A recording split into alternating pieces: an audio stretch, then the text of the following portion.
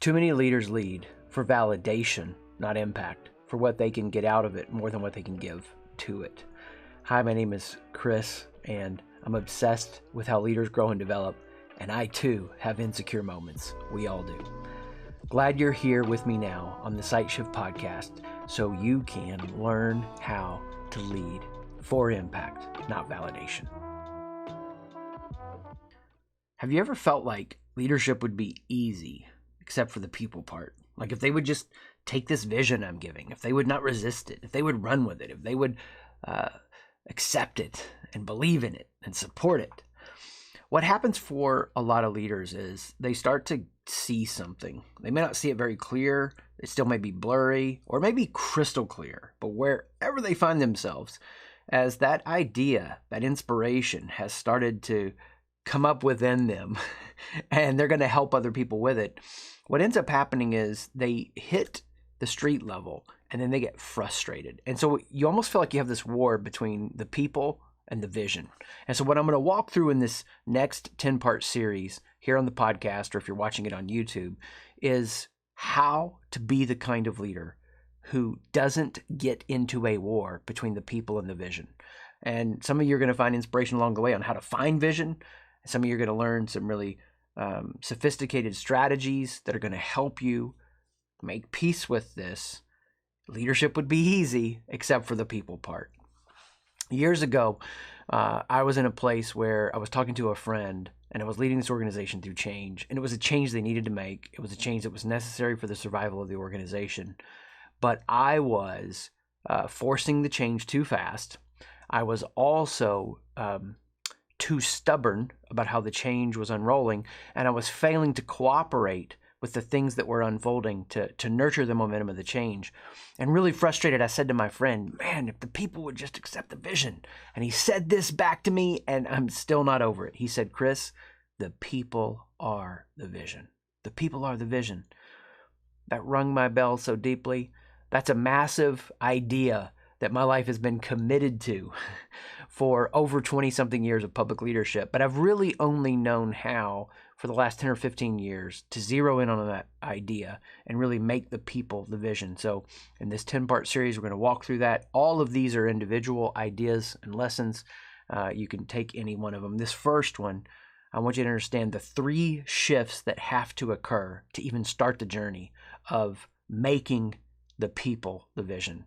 3 shifts that have to occur if you're going to learn to make peace between this idea of leadership would be easy except for the people part. Here's the 3 shifts. The 3 shifts. Number 1, the horizon. The horizon has to shift. Carl Jung talks about this idea that you don't actually solve the problem you're in. You get to the horizon beyond, and as you work on that, it solves where you are. Of course, you're always creating new problems for yourself. That's the nature of leadership. We are solving problems. Somebody asked me how I was doing the other day, and I love the answer that came out kind of instinctively and just from a place of intuition. I said, it's great. I'm working on the problems that I wanted to be solving a couple of years ago. So my horizon has shifted.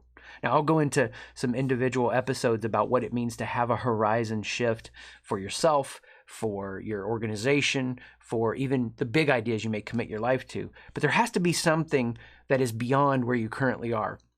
What happens for so many leaders is they get stuck emotionally. They don't realize how quickly they move from willing to sacrifice for that next horizon to a place of dread. And they may be not in full-on dread, but then in some way there's something that's happened for them that's caused them to not be engaged in where they are. A number of years ago, I remember in what I was involved in at that time leading, I had come out of the restroom, was headed into a team meeting, and I had this like thought feeling pop up, man, I don't care if I ever lead another team meeting again. I heard Matthew McConaughey talk about this idea that, he was about to take a call for something he was involved in, and he didn't want to take the call. And it was assigned to him to make a big change, that the horizon had shifted. So for some of us as leaders, there's a big change that we need to make. For some of us, we actually have to learn to re-relate to where we are. We can't just leave that circumstance. It might be a commitment we've made personally to an organization or personal commitment. We're not just going to be like, peace out, I don't feel it anymore. We're using this spectrum of where I'm moving from sacrifice to dread to just pay attention to how I am feeling, how I'm engaged with the horizon. This idea of a horizon shift is what is the starting point to actually go on a journey, to take people somewhere they've never been before, to take yourself somewhere you've never been before. I mean, that's the beautiful part about leadership for me. It's like the reality I'm committed to today can change tomorrow. And I'm going to have to upgrade my view of reality, that I'm living in a different world. I'm living in a completely different experience than the one I would have imagined a couple of decades ago. I mean, I can transport back in time almost some moments and see myself, 25, 27 years ago in college, sitting in a course, so convinced of my view of the world, so convinced of what I was supposed to do. And man, it's been a blast figuring a lot of that out. But that guy didn't know jack compared to what this guy knows now, and what that's going to be like now at 45 when I'm 65 looking back. So the leadership function here that's so huge is I'm constantly keeping myself from being lost in what's happening in the moment to get to that horizon. I've got to have an awareness and a connection to this moment, but I also got to be able to see that horizon. That's the nature and function of leadership. I see something that other people aren't seeing. It's huge. It's Martin Luther King Jr. getting up and going, what if society worked this way? What if we interacted this way? And man, I mean, there's no scientific breakthrough without this same idea. Charles Kuhn talks about, we're in a place, we're committed to that reality scientifically, and then the idea that puts us into the next paradigm sounds so wrong. From a scientific standpoint, it sounds flawed and broken and irrational. Sometimes that's the nature of leadership. Vision starts somewhere in here, and it starts as it starts to grow and develop. I could point to our mind, but it's the combination of the heart and the mind, the guts and soul of who we are as leaders. And in this place within, we start to see something that should be true. And you know what? When you get to that spot, you're not going to have enough resources to get there. The beginning points of vision, you get bothered about something. The beginning point of a horizon you want to get to, you see something that could be and should be true. And you're not going to have enough time, energy, and money to get there. You're not going to have enough leaders to get there. But that's why we grow. So we start to sacrifice. We start to pay this price. And as we do that, we have a horizon shift. And the viewpoint that we're operating from today is different than the viewpoint we were operating from 2 years ago. And on and on and on that process goes. So the question I have is, what is the next horizon? If there's no next horizon, you don't have to force that. You can't manufacture this. You don't want to do that because you're not going to really be engaged. You're going to be living inauthentically. People will know. They will smell that out. It doesn't matter how much your business plan is developed, how much money you spend on getting the best team involved. Ever heard of Quibi? They spent like $1 billion to try to launch that video platform. That was not something that was coming from someone's vision. I was on a board years ago, and they were going to set the vision of this new piece they were launching and developing, and then they were going to find the leader. And the particularities of that vision didn't need to be defined until we found the leader. Yeah, of course, the general direction was there, but I just said to the board, let's find the leader and let them define the particularities, because they're going to be passionate about it and own it. And if we don't have that engaged and involved in this process, it is doomed from the beginning. There has to be a horizon shift, something that is in you want to see happen. I'm going to give you a couple of different episodes on specifics of horizon shifts, but that's a great starting point. There also needs to be a head shift. You're taking that horizon that you see, and you're letting the vision of that horizon crowd out your current routines, rituals, habits, and rhythms. All of our lives are a combination of all kinds of systems and routines and habits and rituals and rhythms.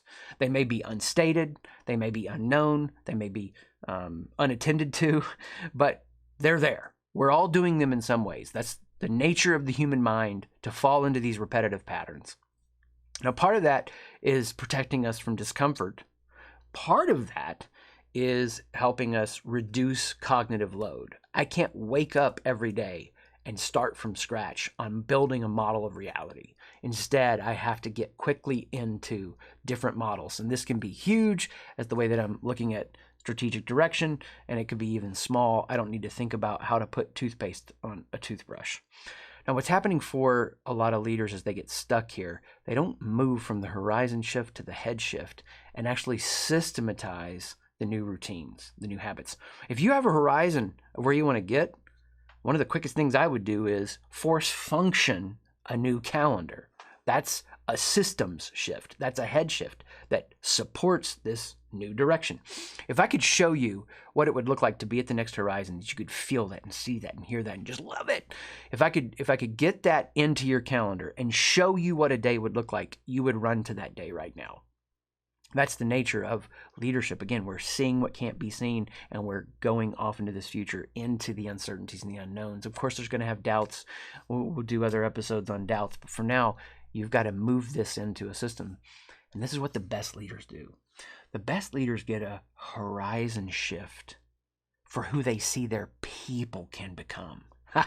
See, the people are the vision. If you can focus on who your people can become, and you can marry that to where we can go as a team or an organization, that's the golden stuff. And then I want to have a head shift. I want to have a system to build and develop leaders that get us there. See, what too many leaders are doing is relying on an inspirational moment, a gimmicky seminar, a hype fad idea, a Navy SEAL yelling at you, because if you carry this log and you yell enough, then people will naturally bond as a team, and the team will get balanced, and you'll have the right people in the right roles and the right mindsets. No. It doesn't happen that way. People fill out the notebook and set it on their shelf and never touch it again.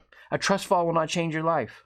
I mean, if I'm in conflict with my daughter and I put my hand on her shoulder and say, hey, honey, let's have a trust fall, that's going to make everything better. No, it doesn't make anything better. You have to, from a system standpoint, with data and a process, say, this is how I'm going to build leaders. I'm going to go deeper into that in this series. But what kind of process are you using? I love asking leaders this question. Like, what's your leadership development process look like? For some, it's like a hot air balloon. So many leaders in their organization are leading for validation, not impact, because we're just chasing the next inspiring idea. And by the time that idea fades, we're on to the next thing. And we're pursuing something that we never really figure out how to show up and do on repeat. And so the winds of change swirl in the organization, and all of our lofty ideas about building leaders come crashing down to the earth. For some, if I ask them what their leadership development process is looking like and what's happening in their world today, it's not like a hot air balloon. It's more like a circus. They're just doing something they've always done. They're going through the motions. They're pursuing something. They're trying to get somewhere with it, but it's really faded into irrelevance as they just keep going through the motions. Why do you study this book this way? Why do you use this for your sales process? Why do you do your meetings this way? Look, we don't have the ability from a cognitive load standpoint to reinvent everything. We don't have to. But I just want to know, are you trying to get somewhere and you're not really getting there because it's like a circus and we're just keeping this show going, but it's fading into irrelevance. And some ask them what their leadership development process is like, and it's more like a leaky ship. They have an intention, but there's hidden things underneath the surface dragging it down. You got that one cynical, jaded player crosses their arms like, I ain't going along with this. I'm going to use my face to show how immature I am and let you know I think this is stupid because cynicism is cool. Whatever the egos and the insecurities and the politics and the sideways energy that are happening in your organization, they are underneath the water, and it's causing that ship to leak and sink. No organization builds leaders who builds leaders without a head shift. Now, after that, we get to the third shift, the heart shift. And the heart shift is the point of it all, because again, the people are the vision. And a lot of organizations want to start at the heart place. It's like, how do we amplify our culture? How do we build it in a way that we don't distort and dilute who we are? There's some things we need to conserve about where we've come from, but yet we need to progress into this future. They don't even know how to navigate or articulate these tension points or these truths. They just know that they want it to be better. Well, it's going to get better through a horizon shift and a head shift, but we're going to bolt that down in the heart shift. Because in the heart shift, I start to look at, I'm courageous about this team, that we can get somewhere we've never been before. I believe in us transforming, but I'm also compassionate to let those go who aren't going to make it. That I might feel frustrated at them right now, and that's on me because I can't lead them well if I'm frustrated at them.